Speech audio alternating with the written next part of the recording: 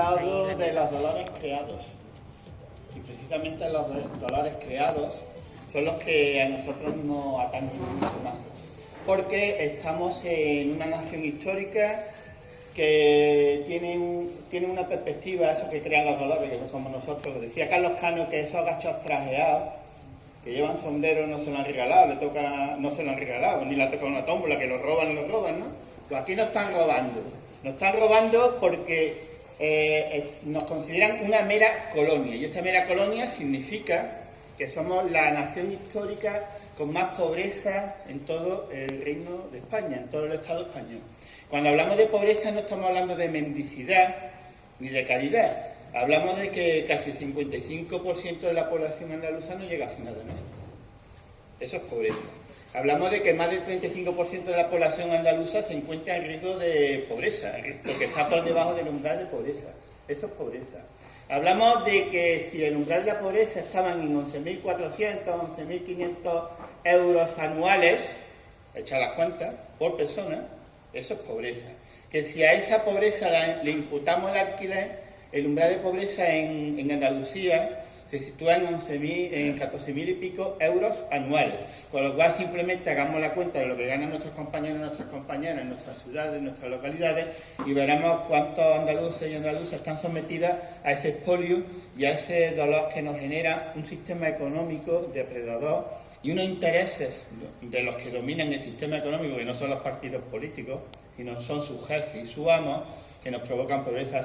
Ayer estuvo el señor Fijó, el de Anastopao o lo que dijera, el otro día, llorándole a los empresarios de Cataluña, diciéndole, por favor, decirle a Jun que nos vote.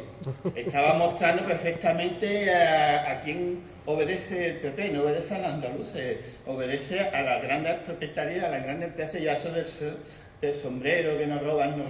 Por lo tanto, desde este espacio que se construye, que queramos desgarrar esa vieja España que decía Blas Infante, y queremos destruir los dolores que nos ocasionan esos intereses creados, tenemos que plantear una alternativa que parten evidentemente de las necesidades de nuestra gente, de nosotros mismos, y romper con esa estructura colonial que hace que la población andaluza, dedicada fundamentalmente al turismo en su gran mayoría, pues presente un dato muy anacrónico, paradójico, ¿no?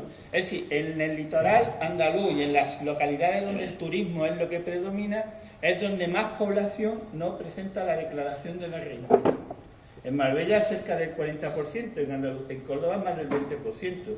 En no presentar la declaración de la renta significa que no llega al mínimo de la declaración de la renta. Y si no llega al mínimo de la declaración de la renta, señor mío, somos trabajadores pobres, y como somos trabajadores pobres, desde ahí tenemos que luchar.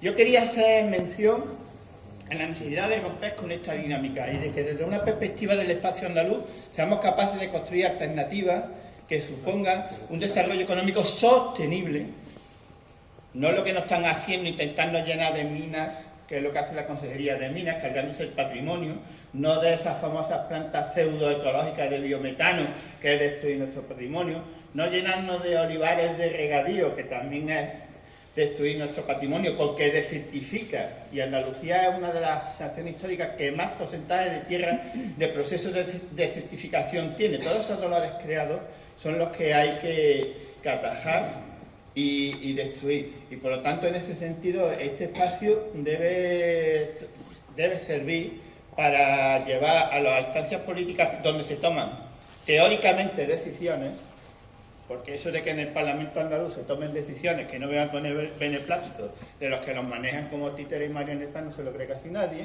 pero que sí es importante que si llegamos a esas instituciones rompamos y desgarremos esas estructuras caciquiles y coloniales que nos están ahogando.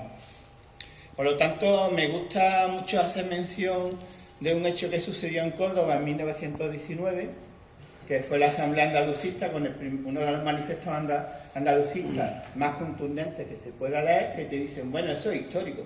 Sí, es histórico. Eso está desfasado. El que te dice que eso está desfasado indica que el desfasado es él, porque eso no está desfasado. Evidentemente habrá que modificar un término que es del siglo XIX, del principio del siglo XX, pero lo podemos utilizar ahora. Y luego recordar cierto proceso revolucionario que que tuvo lugar en Andalucía, que fue el trienio bolchevique, que fueron 3 años de luchas jornaleras que se enfrentaban a la estructura del sombrero, y que en Italia se llamó el bienio rojo, pero fueron 2 años nada más, con lo cual nosotros fuimos más contundentes. Luego ya sabemos la represión que hubo y demás, pero bueno, en positivo tenemos todos los argumentos y todas las razones para construir ese espacio, y sobre todo que ese espacio responda a los intereses de la población andaluza. Y cuando digo población andaluza me refiero a la mayoría de la población y a la clase trabajadora andaluza. A lo del sondero pasa es que no. Así que salud y viva Andalucía libre. ¡Viva! ¡Viva!